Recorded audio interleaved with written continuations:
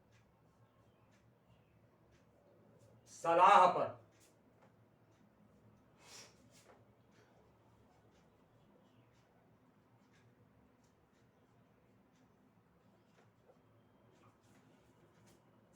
राष्ट्रीय आपात की घोषणा राष्ट्रपति द्वारा मंत्रिपरिषद की लिखित सलाह पर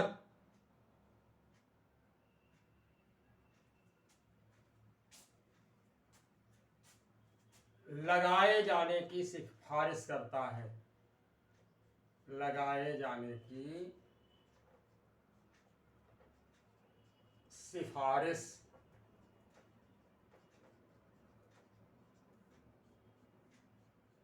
करता है।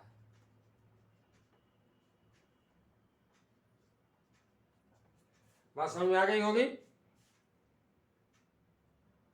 और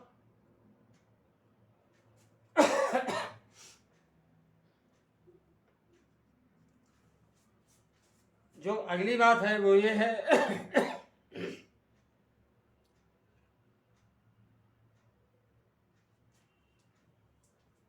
बहुत खास बात है कि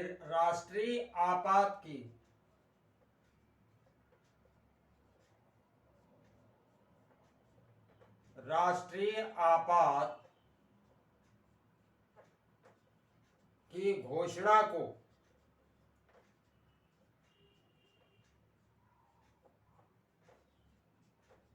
न्यायालय में प्रश्नगत किया जा सकता है, यानी न्यायालय में यानी सुप्रीम कोर्ट में इसके आधार इससे संबंध में प्रश्न पूछे जा सकते हैं। न्यायालय में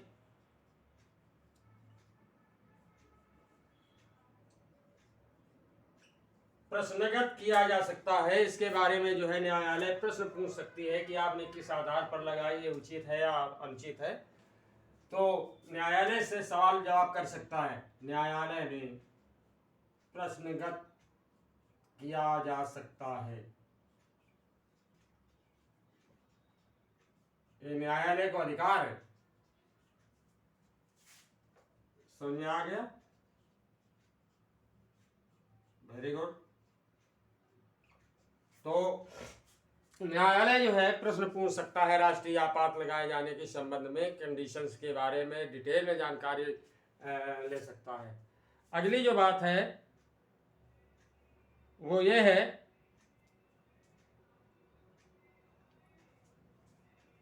कि 44वें संविधान संशोधन द्वारा, ठीक है,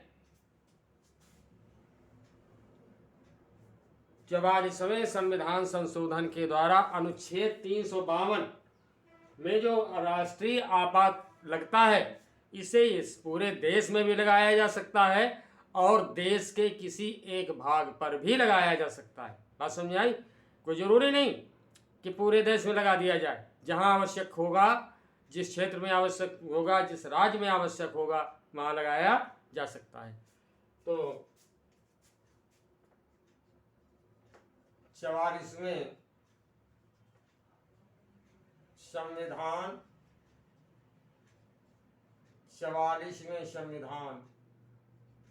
संशोधन द्वारा अनुच्छेद 352 अनुच्छेद 352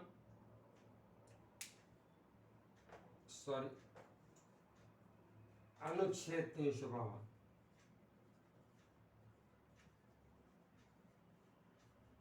अनुच्छेद 352 के अंतर्गत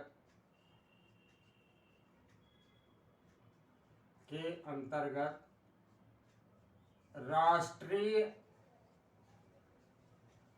आपात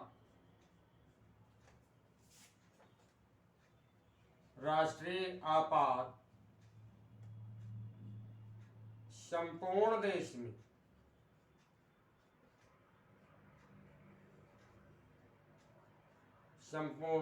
में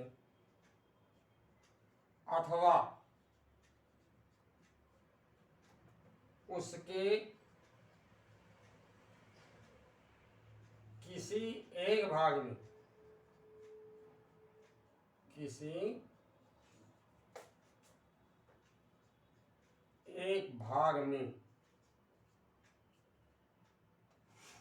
यानी सारे देश में या देश के किसी एक हिस्से में, ठीक है, लगाया जा सकता है, लगाया जा सकता है।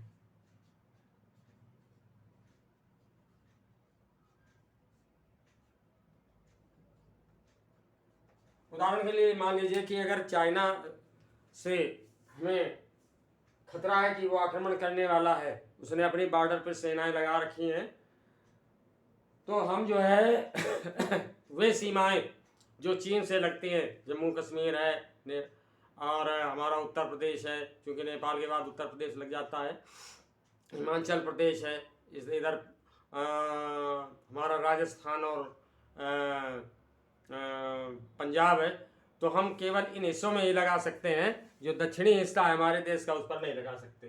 तो ये हमारा जो है 44वां संविधान संशोधन अनुच्छेद 352 के अंतर्गत जो है ये व्यवस्था करता है कि जो राष्ट्रीय आपात लगेगा वो पूरे देश में लग सकता है या फिर पूरे देश के किसी एक भाग में लगाया जा सकता है। ठीक, तो नोट कर लीजिए इसे।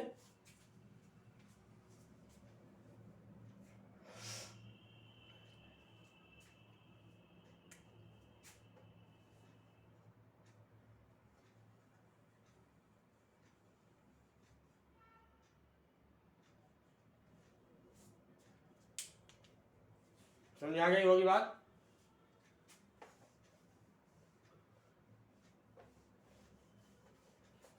अब हम बात करेंगे राष्ट्रपति शासन की।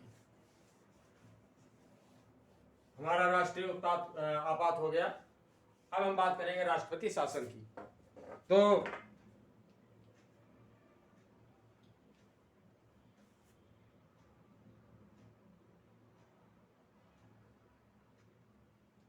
एक चीज और, जब राष्ट्रपति शासन लगाया जाता है, नोट कर देता हूं इसे, राष्ट्रीय आपात, राष्ट्रपति शासन नहीं, राष्ट्रीय आपात, राष्ट्रीय आपात के समय, बहुत अच्छा क्वेश्चन है, राष्ट्रीय आपात के समय प्रश्न उठता है, जब राष्ट्रीय आपात लगता है तो क्या उस राज्य की सरकार जो है, राज्य सरकार है, वो निलंबित कर दी जाती है, भंग कर दी जाती है? नहीं, भंग नहीं की जाती है। ठीक है, उस राज्य सरकार को निलंबित नहीं किया जाता है, लेकिन जो है वो सरकार केंद्र की कार्यपालिका के नियंत्रण में आ जाती है। ठीक है, संघ की कार्यपालिका के नियंत्रण में आ जाती है। याद रखने की चीज है।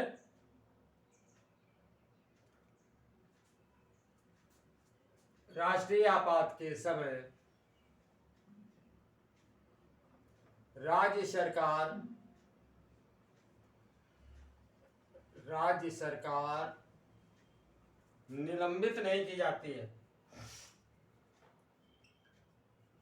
निलंबित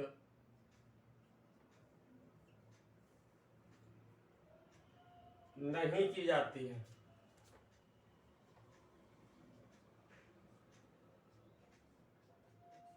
निलंबित नहीं की जाती है, अपितु वह संघ की कार्यपालिका, संघ की कार्यपालिका, बहुत अच्छा क्वेश्चन है, संघ की कार्यपालिका के पूर्ण नियंत्रण में आ जाती है, पूर्ण नियंत्रण में आ जाती है।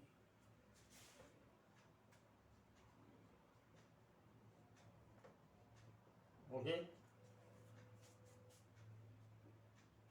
खास बात है, क्वेश्चन बनता है इससे, कंफ्यूज मत होइएगा और गलत मत करिएगा। दूसरी बात यह है राष्ट्रपति द्वारा की गई राष्ट्रपति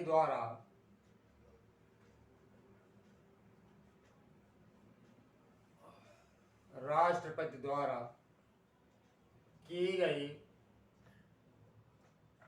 राष्ट्रीय आपात की घोषणा राष्ट्रीय आपात की घोषणा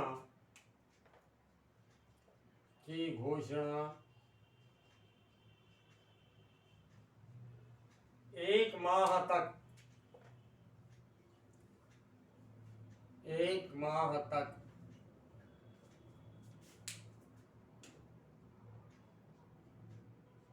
प्रवर्तित रहती है, यानी 1 माह तक लागू रहती है, मानी जाती है।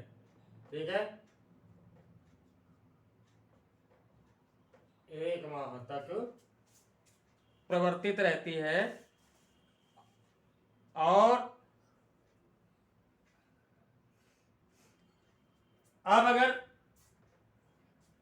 इसे और भी आगे बढ़ाने की आवश्यकता महसूस होती है, एक पहले जैसे ये व्यवस्था की गई तो 1 महीने तक तो कंटिन्यू लगी रहेगी, लेकिन यदि इसे 1 माह से अधिक बढ़ाया जाना है तो फिर क्या वो बंद है, क्या व्यवस्था की जाती है? ऐसी परिस्थिति में यदि संसद के 2/3 बहुमत से इसे आगे बढ़ाए जाने का प्रस्ताव पास करवा लिया जाता है तो फिर इसे आगे बढ़ा दिया जाता है। ठीक, प्रवर्तित रहती है, लेकिन यदि इसे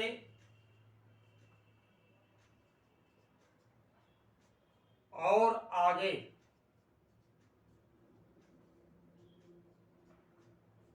बढ़ाए जाने की आवश्यकता है, बढ़ाए जाने की आवश्यकता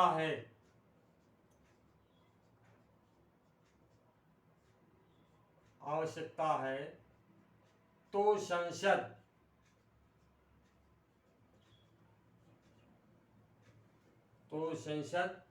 के 2/3 बहुमत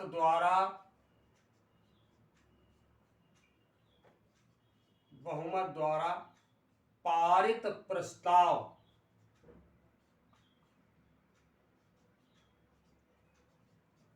प्रस्ताव के जरिए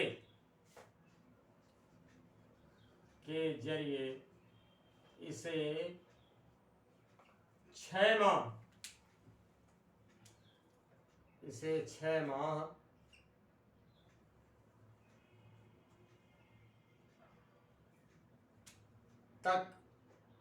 माह तक के लिए बढ़ाया जा सकता है,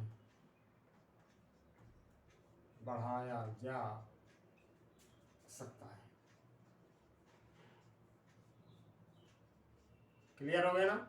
स्पष्ट हो गया कि यदि आगे बढ़ाने की आवश्यकता महसूस होती है तो संसद में इसे 2/3 के द्वारा प्रस्ताव पारित करवाया जाएगा और तब इसे आगे 6 महीने तक के लिए बढ़ाया जा सकता है। ठीक,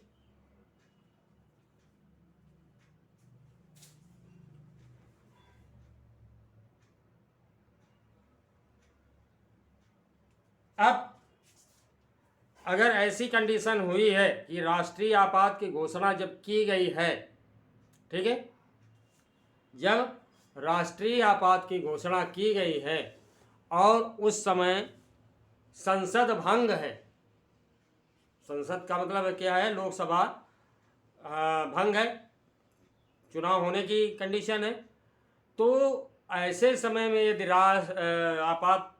राष्ट्रीय आपात की घोषणा की गई है तो इसे यानी अपने आप ऑटोमेटिकली ही ये 1 महीने बाद समाप्त हो जाती है।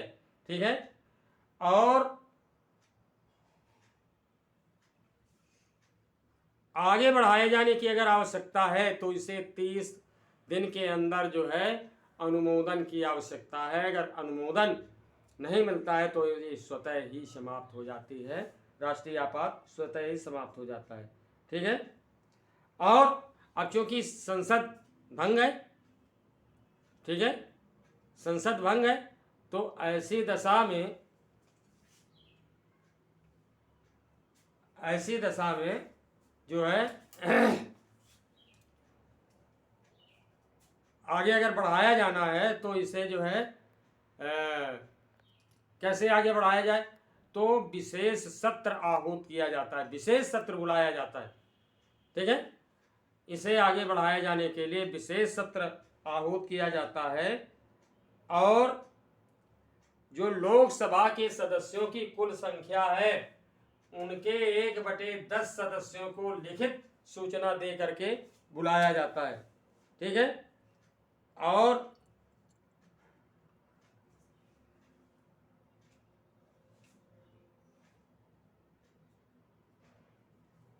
तब जो है इसे आगे बढ़ाया जाता है, और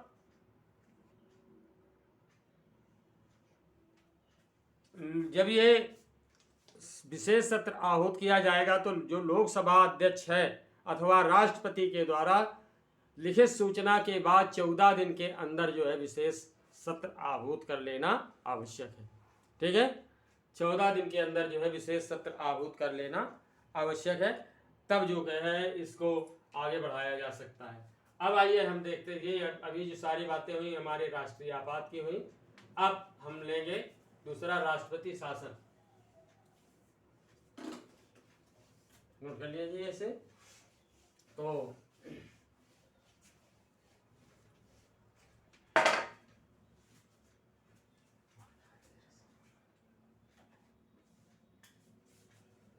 दूसरा हम लेते हैं राष्ट्रपति शासन।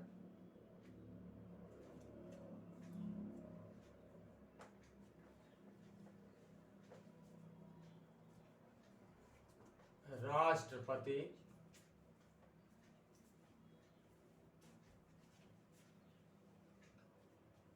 शासन अनुच्छेद 356,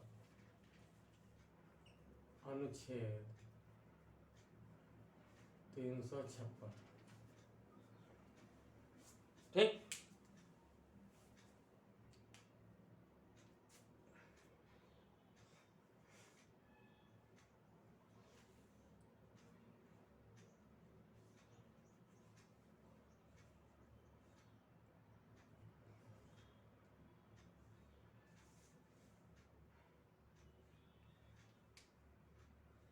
अब अगर राष्ट्रपति को ये लगे कि किसी राज्य में संवैधानिक तंत्र जो है वो फेल हो गया है, ठीक है, संवैधानिक तंत्र विफल हो गया है, तो वह उस राज्य में राष्ट्रपति शासन लागू करता है।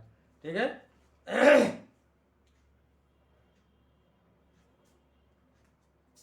तो देखिए अनुच्छेद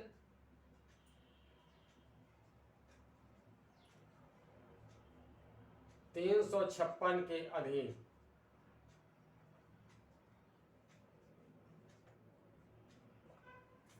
अनुच्छेद 356 के अधीन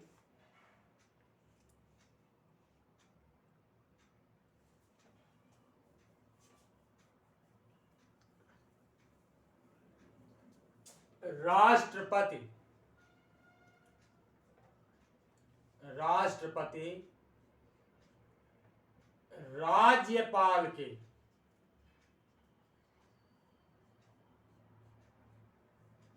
राज्यपाल के प्रतिवेदन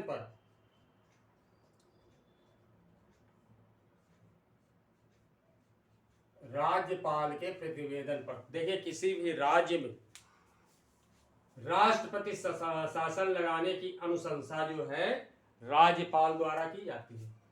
यदि किसी राज्य का संवैधानिक तंत्र फेल हो जाए, ठीक है, वहां की जो विधानसभा है वो गिर जाए, या जो दलीय गठबंधन के आधार पर वो विधानसभा चल रही है उनमें से ज़्यादातर सदस्य जो है अपना समर्थन वापस ले लें, या और कोई स्थिति पैदा हो जाए सरकार निरंकुश हो जाए, ऐसी दशा में राज्यपाल लिखित रूप से अवगत कराता है राष्ट्रपति को। लिखित रूप से राज्यपाल के द्वारा राष्ट्रपति को अवगत कराने के पश्चात यदि राष्ट्रपति महोदय को ऐसा लगता है कि यहाँ संवैधानिक तंत्र यानी जो सिस्टम है, संवैधानिक सिस्टम है, कॉन्स्टिट्यूशनल अरेंजमेंट है, वो फेल हो गया है, विफल हो गया है, तो राष्ट्रपति शासन वहाँ उस राज्य में लगाया जा सकता है। ठीक है। तो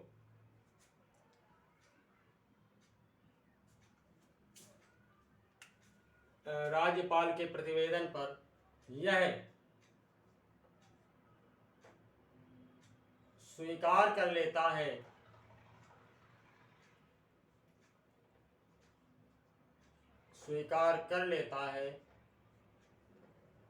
कि उस राज्य में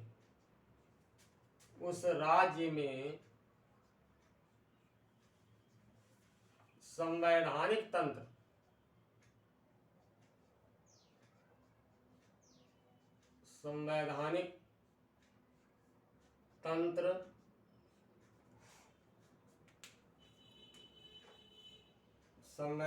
तंत्र विफल हो गया है,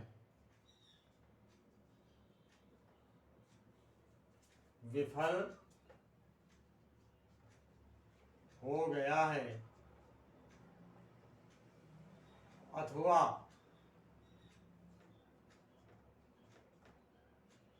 वह राज्य संघ के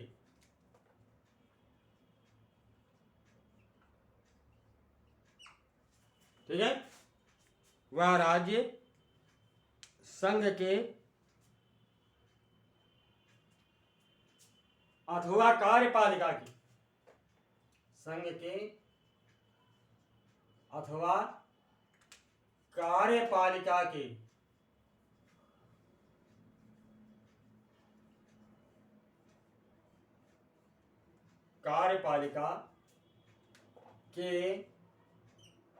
निर्देशों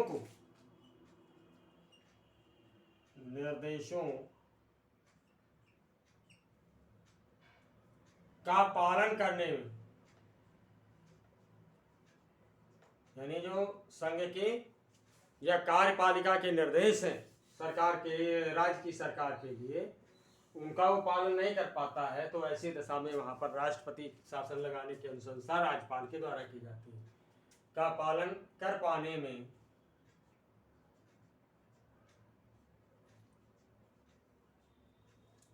असमर्थ है। ठीक है, असमर्थ रहता है तो उस राज्य में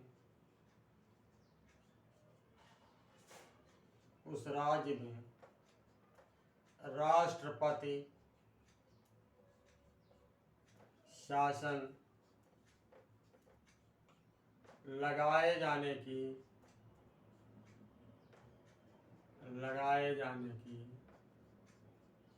अनुशंसा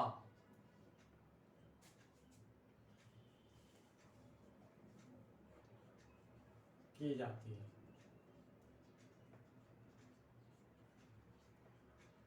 ठीक है, राष्ट्रपति शासन लगाए जाने की घोषणा की जा सकती है। ठीक है,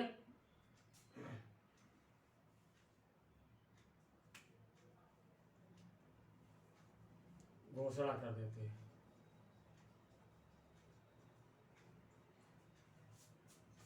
समझ आ गई होगी बात। अब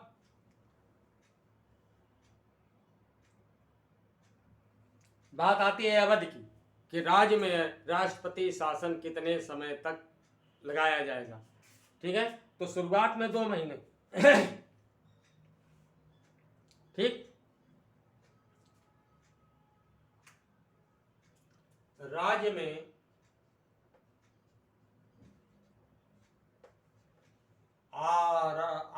की घोषणा, आपात का मतलब राष्ट्रपति शासन,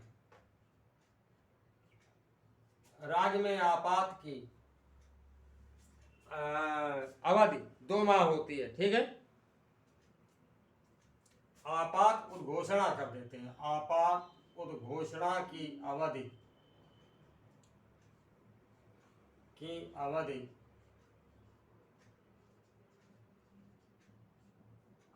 2 माह, 2 माह यानी 2 महीने,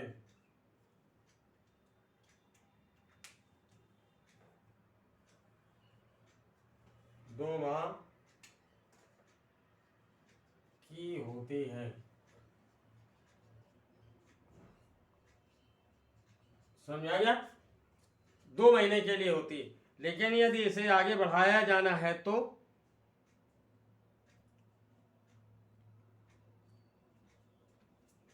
संसद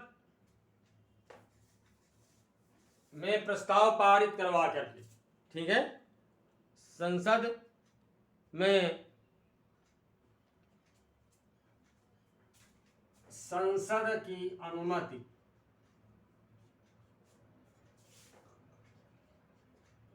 संसद की अनुमति, अनुमति का मतलब प्रस्ताव पारित करवा करके, संसद में 2/3 के प्रस्ताव से संसद की अनुमति से इसे 6 माह तक के लिए आगे बढ़ाया जा सकता है, ठीक है। इसे 6 माह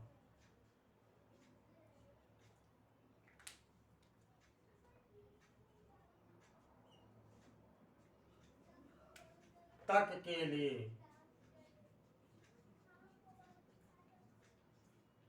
बढ़ाया जा सकता है।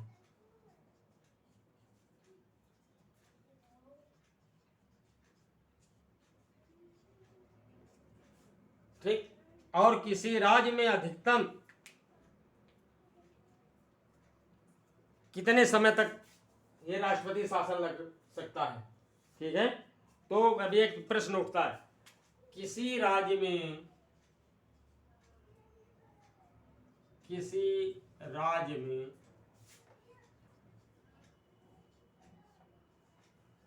अधिकतम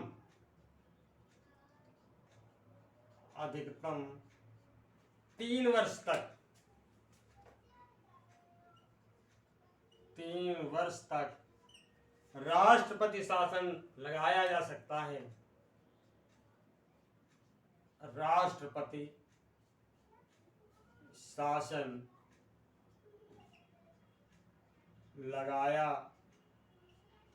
जा सकता है।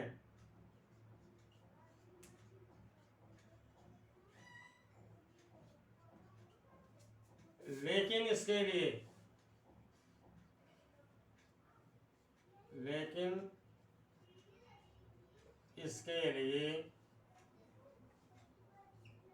संविधान संशोधन की आवश्यकता है। पहले संविधान संशोधन करना पड़ेगा, तब 3 वर्ष के लिए इसे आगे बढ़ाया जा सकता है, ठीक है। इसके लिए संविधान संशोधन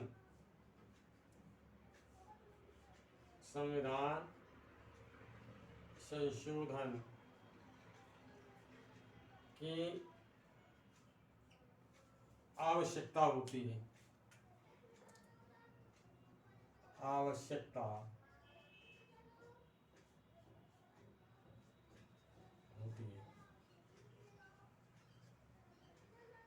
समझ आ गया होगा?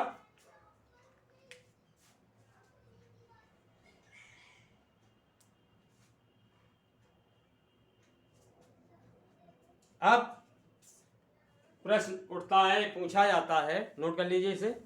एक प्रश्न पूछा जाता है कि सबसे पहले ये राष्ट्रीय आपात के अंतर्गत यानी राष्ट्रपति शासन किस राज्य में लगा? समझ में आया? तो या इस तरह से पूछा जाता है कि सबसे पहले अनुच्छेद 356 का उपयोग किस राज्य में किया गया? तो हमारा उत्तर है पंजाब, ठीक है।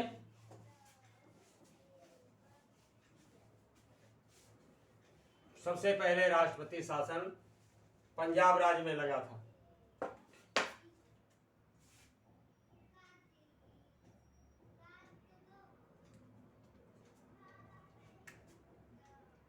उन्नीस सौ इक्यावन में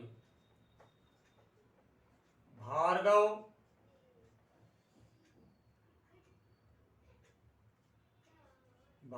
मंत्रिमंडल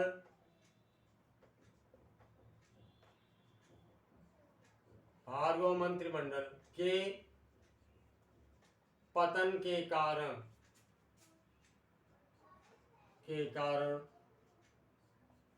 सर्वप्रथम पंजाब राज्य में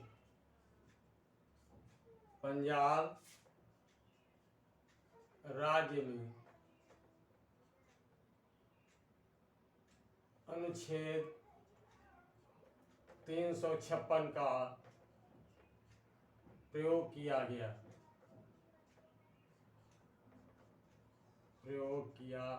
गया, यानी राष्ट्रपति शासन लगाया गया। बात समझ आ गई होगी? ठीक है।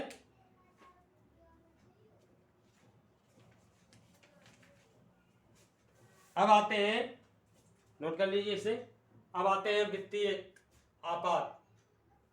तीसरा जो है हमारा वित्तीय आपात, अनुच्छेद 360। अनुच्छेद 360, ठीक है। तो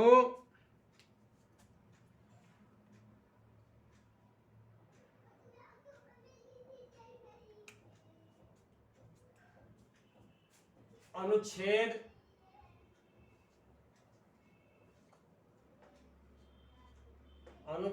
360 के अंतर्गत, अनुच्छेद 360 के अंतर्गत राष्ट्रपति द्वारा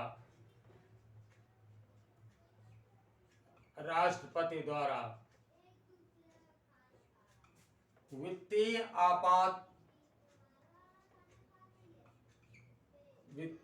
आपात की घोषणा तब की जाती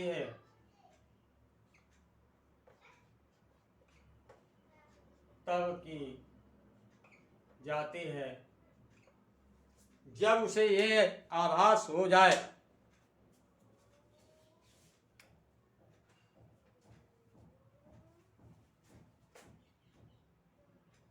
यानी वित्तीय आपात की घोषणा की जाती है जब उसे यह विश्वास हो जाए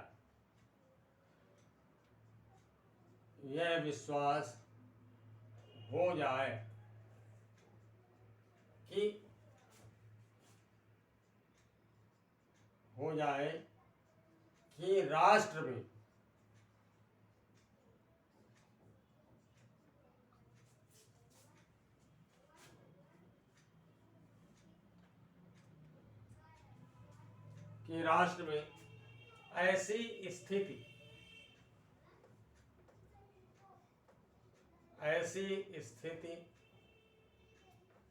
विद्यमान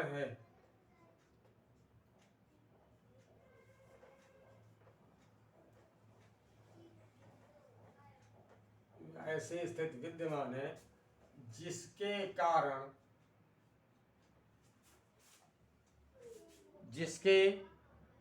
कारण भारत की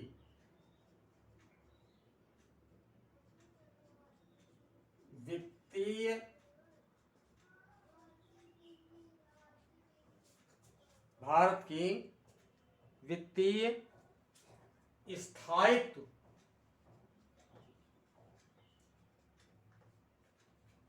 या शाख माने प्रतिष्ठा, ठीक है, वित्तीय शाख को खतरा है।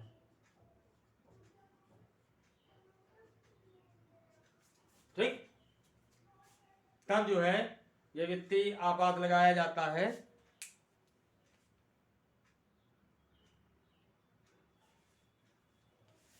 और इसके बाद यानी जो राष्ट्रीय आपात घोषित करने के 2 महीने के अंदर ही संसद के द्वारा जो है राष्ट्रपति महोदय को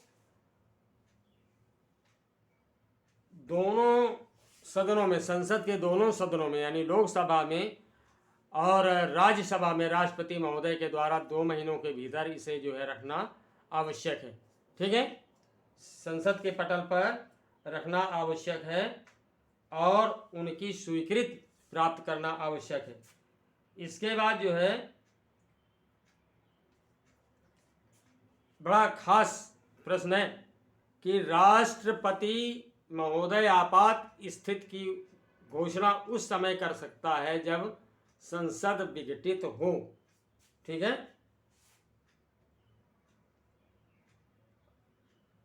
यदि ऐसे समय की जाती है जब संसद विघटित है तो 2 महीने के भीतर उसकी संस्तुति आवश्यक है। और जब सरकार निर्वाचित हो जाए तो 30 दिनों, नवनिर्वाचित सरकार के लिए जो है 30 दिनों के भीतर ही जो है उसकी घोषणा आवश्यक है। दूसरी बात, राष्ट्रपति वित्तीय आपात की घोषणा को किसी भी समय वापस ले सकता है। और खास बात तो यह है कि भारत में अभी तक एक बार वित्तीय आपात की घोषणा करने की आवश्यकता महसूस नहीं हुई। ठीक, तो 2 बातें आपने देखी, 3 बातें कि 356 के अंतर्गत जो है राष्ट्रीय आपात की घोषणा की जाती है।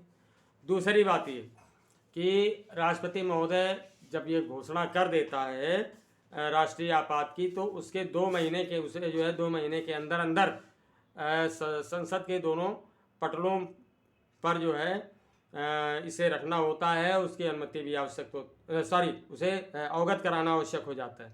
तीसरी बात ये कि यदि ऐसे समय में राष्ट्रपति महोदय वित्तीय आपात की घोषणा करते हैं कि जब संसद भंग होती है तो जब भाई ऐसा तो है नहीं कि चुनाव को टाला जा सके कई महीनों के लिए, अगर भंग है तो वहाँ पर चुनाव होंगे और चुनाव के बाद जो है जो नवनिर्वाचित सरकार होगी तो उसे 30 दिनों के भीतर जो है उसकी अगर आगे बढ़ाना है तो उसे 30 दिनों के भीतर उसकी अनुमति लेनी आवश्यक है। ठीक है, और ये किसी भी समय जो है इसे वापस ले सकते हैं। तो ये हो गई राष्ट्रीय आपात और उसकी तीनों स्थितियाँ। तो उम्मीद करता हूँ अच्छे समझ में आ गया होगा। अगर किसी भी तरह का कोई प्रश्न है तो उसे कमेंट पर पूछें, मैं उसका उत्तर दूंगा। नए छात्रों से पुनः अनुरोध कि प्लीज़ मेरे चैनल अवस्थी क्लासेस को सब्सक्राइब करें। तो नेक्स्ट लेक्चर में मेरी मुलाकात आपसे फिर होगी, तब तक के लिए नमस्कार।